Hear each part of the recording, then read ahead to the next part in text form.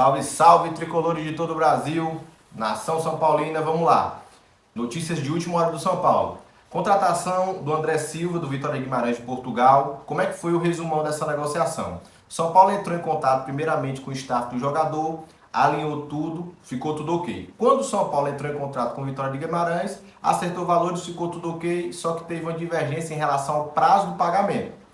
A negociação deu esfriada. Nesse meio tempo, o time do Vasco também entrou em contato sobre o jogador, só que com o caminho inverso. Primeiro, se acertou com o Vitória Guimarães, lembrando que o Vasco queria pagar à vista. O Vasco, para quem não sabe, agora é um SAF, tem um grupo por trás financiando isso daí.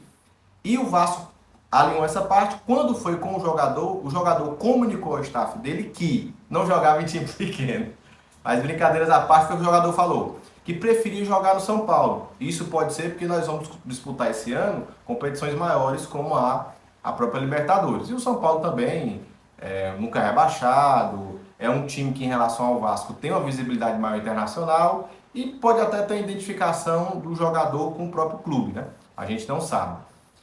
Então, o que está a par agora no momento? O Vitória Guimarães aceitou parcelar parte do pagamento do jogador.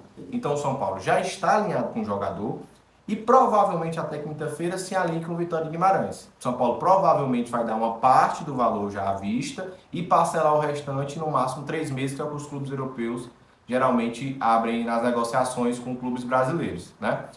Segunda parte agora, vamos para o Dorival, né? O Dorival saiu do São Paulo ali. Tem torcedor que apoiou, tem torcedor que, enfim, não crucificou.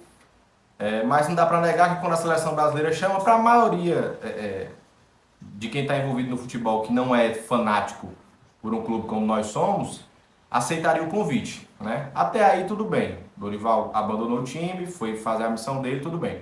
Só que foi o que aconteceu. O Dorival levou 3 membros da comissão fixa do São Paulo. Para quem não sabe, o Muricy deixou claro que o São Paulo tem uma comissão fixa, certo? Preparador físico, análise de desempenho, enfim. E que o treinador que estiver treinando o clube no momento pode trazer a comissão dele, mas na fixa ele não mexe. O Muricy deve ter feito isso para o clube ter identidade, para também não ficar no entre e sai de técnico, o clube toda hora se reformulando, né? E o Dorival levou os 3 membros dessa comissão fixa, que foi um analista de desempenho, um analista de mercado e um preparador físico, né? São profissionais fundamentais e que vão fazer um trabalho sensacional, porque as lesões de São Paulo, apesar de agora ter voltado a ter uma incidência maior, mas tinha melhorado muito. As nossas contratações foram excelentes. Claro que tem pequenas coisas que não estão no controle, né? Por exemplo, essas lesões de ligamento, de tendão de Aquiles, infelizmente acontecem, né? Mas o São Paulo vem contratando muito bem. Então, assim, o Dorival, com a carreira enorme que ele tem, relacionamento absurdo, ele poderia ter levado profissionais de outros clubes, ou, enfim, que não prejudicasse mais ainda o São Paulo, como já foi prejudicial a saída dele. Então, assim, para mim o Dorival não é mais técnico do São Paulo, saiu do São Paulo, mas isso aí me chateou demais, porque não havia necessidade. Ele poderia ter buscado em outros clubes, até profissionais mais caros, já que a CBF tem dinheiro a rodo, né? Enfim. E a última notícia agora é uma grande novidade também, trazendo aqui para vocês um grande resumo. O Rames Rodrigues teria ficado chateado ali na virada do ano por não ter jogado aquelas finais, a gente sabia disso. E ao que me parece, eu tinha muito essa noção, até pelo que a mídia fica veiculando, né? Que ele estaria fazendo corpo mole, né? Mas o que é que eu tenho hoje depois desse panorama? Eu acredito que o Rames continuou treinando. A entrevista que o Rafinha deu no podcast falando da postura dele foi incrível, porque aquilo ali, a maneira como o Rafinha falou da postura dele, do profissionalismo dele, do bom relacionamento dele, deixou claro que ele sempre quis estar no São Paulo. O que ele queria era uma garantia de que ele iria jogar. Já que se o parâmetro no São Paulo hoje é intensidade física, ele não tem como agregar com isso, mas ele tem como agregar com técnica. Porque hoje a gente no São Paulo nós temos aí 4, 5 jogadores com qualidade técnica, né? A gente tem o Lucas, tem o Rames, tem o Ferrares, que voltou de lesão agora, mas é um zagueiro extremamente técnico. Temos o Michel Araújo, que é um jogador que tem um controle de bola absurdo, o Elton Rato também. E são poucos. A maioria do nosso clube é intensidade, é vigor físico. Então o Ramos não vai conseguir acompanhar pela idade e pelo histórico dele. Então meio que eu entendi que assim, e vocês vão ver pelo que eu vou mostrar aqui a seguir, que é o seguinte, o Ramos meio que forçou essa situação para sentar com a diretoria e a comissão técnica e falar, ó, eu não vou ter como competir fisicamente, mas taticamente eu entrego, porque é isso que eu faço na minha seleção. Então acredito que meio que rolou um combinado ali de que assim, nós vamos lhe privilegiar de certa forma, né? Não significa que ele não vai treinar, até porque ele vinha treinando mesmo sabendo que não iria jogar. Já mostra a postura também do jogador. E uma live que ele estava fazendo reação a uma partida de futsal, ele deixou muito claro que no próximo jogo contra o Inter de Limeira, um torcedor questionou ele se ele teria assistido o jogo contra o Guarani. Ele falou que no próximo jogo eu tenho certeza que nós vamos ganhar. O jogo de São Paulo hoje, claro que vi.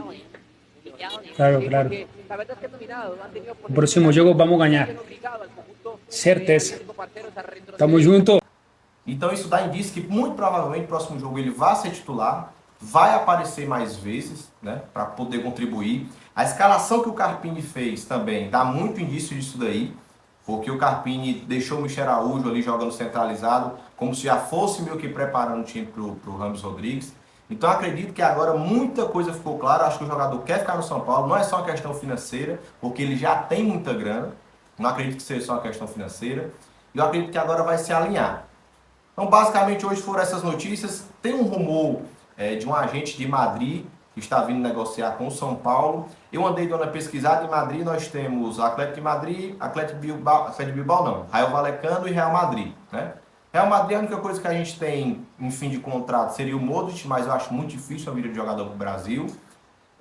Atlético de Madrid, a gente tem o Marcos Paulo, mas eu acho que não tem necessidade. Tem o Gabriel Paulista, que eu fiquei bem otimista com esse nome, só que o Gabriel Paulista chegou no Atlético agora em janeiro. Então, a não ser que fosse uma negociação de um pré-contrato para assinar no meio do ano, né? E no Rayo Vallecano, a gente tem o Falcão Garcia, que alguns veicularam, né? Mas eu acho que o Falcão Garcia e o José não vem mais com a contratação do André Silva, né? E basicamente é isso daí. Eu vi um jogador também muito interessante do Real Madrid de Castilha, que é o time B do Real Madrid, né? Um lateral direito. Não sei se o São Paulo pensa em reforçar. Acredito que a prioridade agora que a gente tem um segundo centroavante seja a lateral esquerda e a zaga, né? Na lateral esquerda se falaram do Abner, né? Do Real Betis. A mídia, alguns falam que é uma negociação mais difícil, outros falam que é possível. O Abner tem um número de jogos muito grande, né? Que aparenta ele ser... O futebol europeu no início de temporada tem muito rodízio, né? Mas ele vem jogando muito. Nesse meio de temporada lá, ele vem participando bastante.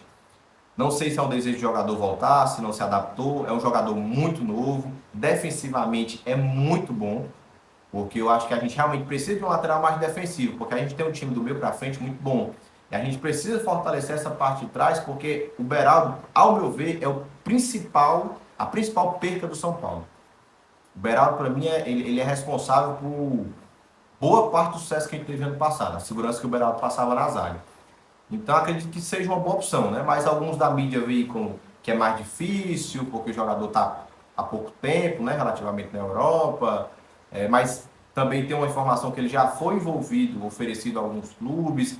Então acho que o ideal é a gente aguardar um pouco mais para saber.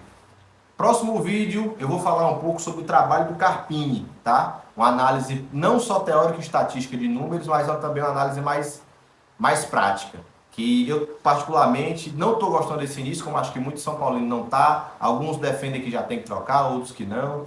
Eu até fazer a análise desse vídeo eu achava que tinha que trocar, mas vocês vão ver que no próximo vídeo vai dar para a gente debater sobre isso daí. Então já sabe, clica no gostei, se inscreve, vídeos todos os dias, cada vez mais o canal vai crescendo e evoluindo. Valeu, nação São Paulina, tricolor, nunca rebaixado, estádio próprio e sem guia de patrocinador para mandar no clube. Valeu, até a próxima.